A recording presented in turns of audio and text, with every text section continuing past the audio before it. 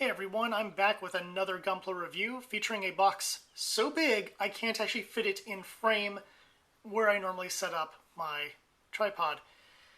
It is the Me02R-F01 Messer Type-F01, or Type 1, however you want to call it. Interestingly enough, this kit predates the movie. I wanted to actually get it out in time for the Hathaway movie, but the Hathaway movie has been delayed again, so either way, I'm getting this review out. Interestingly enough, they did announce that the Type 2 and the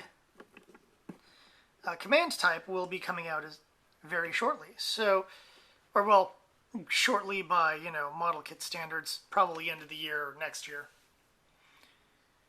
Either way, I was excited about this kit. It was a gift from a friend for Christmas, and I finally got the chance to build it. And I'll be honest, this kit, pretty darn awesome. But enough talking about the delayed movie and my limited knowledge of this timeline. Let's look at the kit and how awesome it is. And here he is, in all his glory, the Messer, barely able to fit within the frame of my camera because he is such a bulky boy.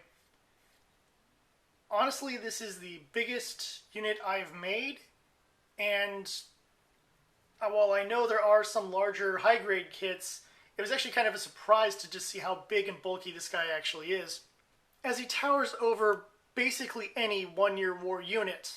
Due to his large size, it does give us some nice features here, so you get a little more detailing. There's a little piping on the shoulders there, thrusters inside the legs there, and some thrusters deep down under the skirt there. So we definitely get a little extra detailing because of the size.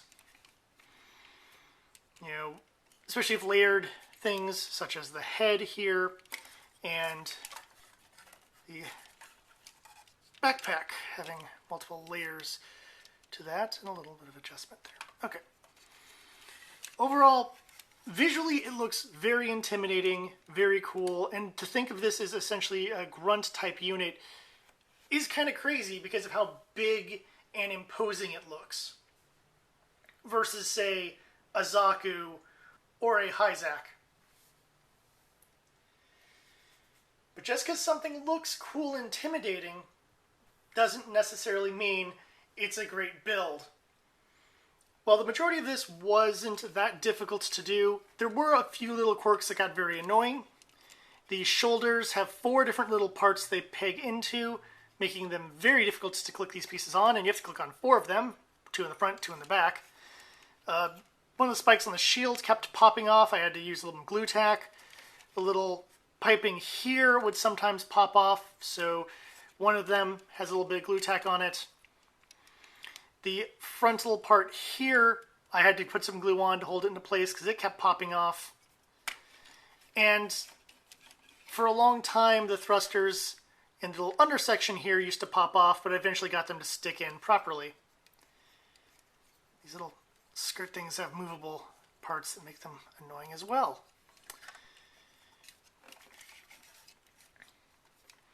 Those kind of things can make the build a bit more irritating.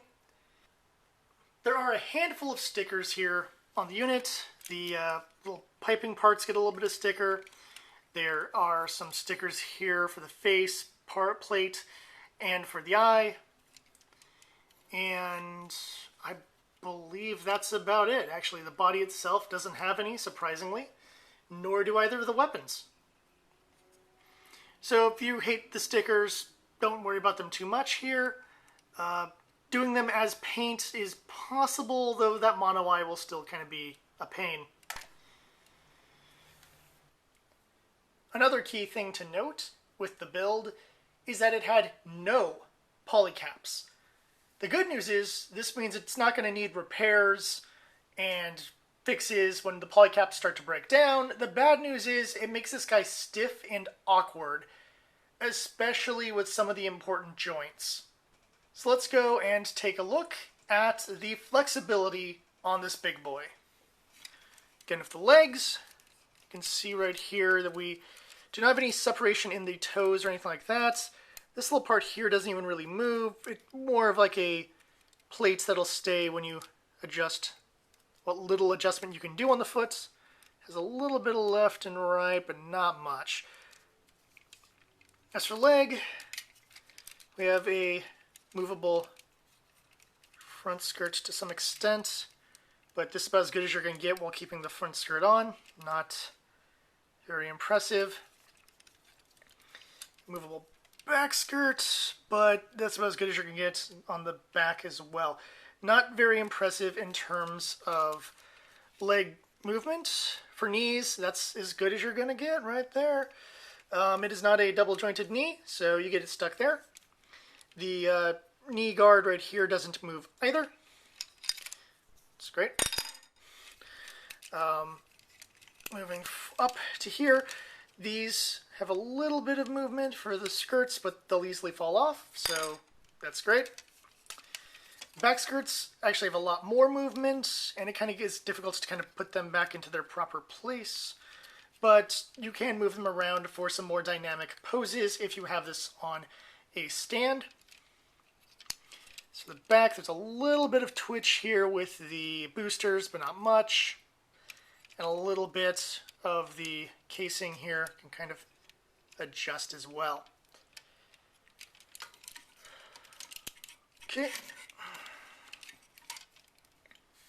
As for the waist, a little bit of left, a little bit of right, but the big bulky parts here kind of keep it from doing that.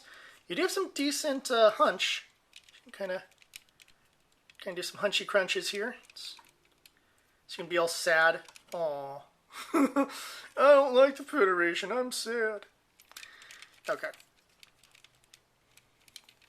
The shoulder armor here does not move, unlike, say, a Zaku, where the shoulder armor can move. Shield is attached to a little thing via that. It's also where we keep our beam saber blades. It's generally cool. And this little attachment can be put onto the front or the back side of the arm, however you prefer. Shoulder goes up to about there. Again, not great. Another part of the skirt fell off. That's great. You do have a 360 with the arm. Not that big a deal.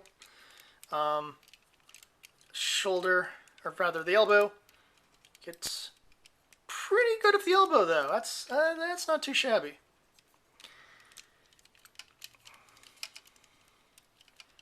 In addition to that, you do have a good rotation with the hand. These hands are nice big hands too, so they don't pop off or break down when you try to put a weapon inside them, which is nice. The head has no movement whatsoever, a little bit of forward, back, not great. And that's it for the flexibility. It's not a very flexible suit, except for in the elbows and the hands. Beyond that, you're not going to have a lot of posability. It is a grunt suit, and usually they're not as great in that category, but this guy's bulk causes a lot of problems when it comes to those kinds of adjustments. So just be aware of that when looking at this kit. There really isn't much to say about the accessories because there really aren't that many. We of course have the nice little beam saber here. It's a really long blade, which is pretty impressive. Well, also proportional for the unit. In addition to that, there is the shield that you saw earlier. It has a simple peg right there in the back, and slots here for the beam saber blades, which is kind of a clever place to keep them. It reminds me of the Leo, which also kept its beam saber blades inside the shield. In addition, of course, we get a second blade, so you can go akimbo if you like. And then we have the really huge beam rifle here. The side scope does not move. It comes with a trigger finger, which is currently attached. And that's the only extra hand you get.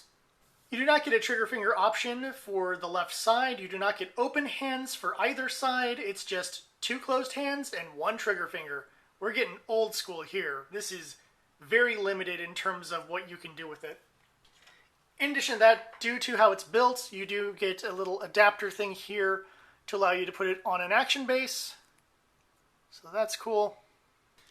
And then there's a lot of spare parts. First off, you get one spare spike for the shield, so if you lose a shield spike, you can replace it.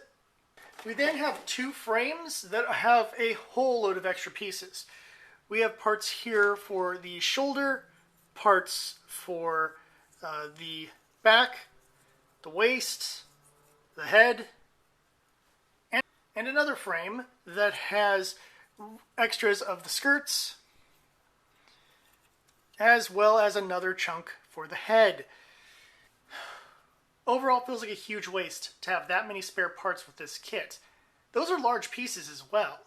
It feels like you could have probably fit everything you needed to on one frame and have none of the dupes. On the other hand, if you want to try your hand at customizing certain aspects of the suit, you could always paint those secondary parts and see how they look. But otherwise, you're just going to have a bag or a box filled with a bunch of spare messer parts you're never really going to use. Overall, the kit looks cool, and it is one of the few units you're going to find from the Hathaway's Flash storyline. Outside of the main two Gundam units, this is the only other option you have for Hathaway's Flash, until we get some more of the Messer type units, the Commander and the F2. It does look cool, and I generally like the unit. The building experience was relatively easy, although parts of the waist were a pain to get to stick on, and then once it all kind of came together, they hold in place generally well, even though we saw a part fall off in the middle of the video. Overall, my feelings on this suit are very mixed. There's definitely things I really like about it. Aesthetically, it's really cool, and whether you give it a beam saber or the beam rifle, it's going to look pretty awesome and pretty intimidating. On the other hand, it's so stiff, and it's so limited in terms of what weaponry it comes with and what hands it has, that you don't get a lot of choice in terms of how you want to pose or set up the unit. Now, grunt kits usually aren't the most spectacular in terms of flexibility or in terms of weaponry loadout, but with a kit this big and this impressive, I really had high expectations for weaponry and for posing options. Frankly, I'd only recommend this for completionists and people who really like the Hathaway's Flash storyline. For anyone else who's just collecting UC units, stick with the 1 Year War and Zeta Gundam. Those time periods produced some much better kits in my opinion. I don't hate this kit, and I'm glad he's on my shelf, but he's very, very difficult to recommend. And that's a shame, because I'm probably going to grab the other Messer units that come out when they come out. Hopefully they will be a bit better in terms of design. I hope this has helped you with your GunPla purchasing decision. And until next time, let me know if you're looking forward to Hathaway's Flash in the comments. Please check out our description for ways to support the channel. And if you can like and subscribe and share the video, that would also be great. Thank you for all the support for all our viewers thus far, and I hope you have a wonderful summer. Until next time, I'll see you at the tavern.